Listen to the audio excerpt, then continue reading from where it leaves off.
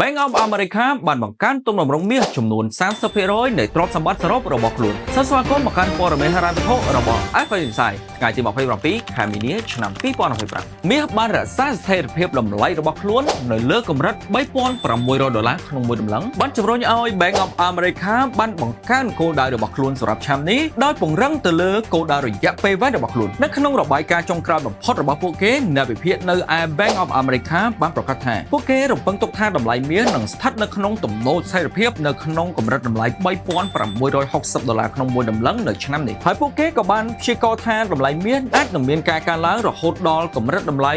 $4,000 ក្នុងមួយតម្លឹងនៅឆ្នាំ2026ហើយអ្នកវិភាគក៏បាននិយាយផងដែរថាតម្លៃមាសក៏អាចនឹងមានការកើនឡើងបន្ថែមនៅក្នុងកម្រិតតម្លៃ $4,200 ក្នុងមួយតម្លឹងនាពេល2ឆ្នាំខាងមុខទៀតទីផ្សារមាសអាចនឹងបន្តមានការកើនឡើងចំនួន 10% ទៀតរហូតដល់កម្រិតតម្លៃ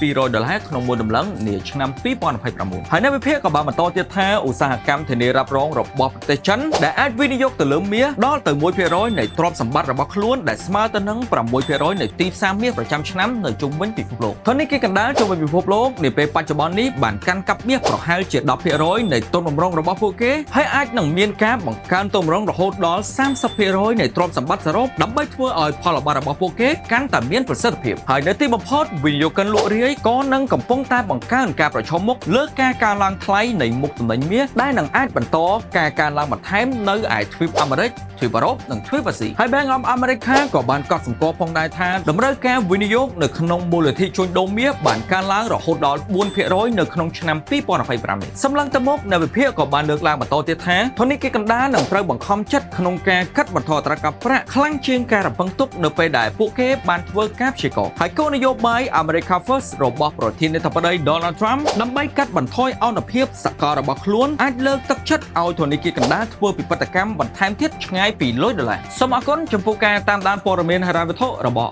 FNC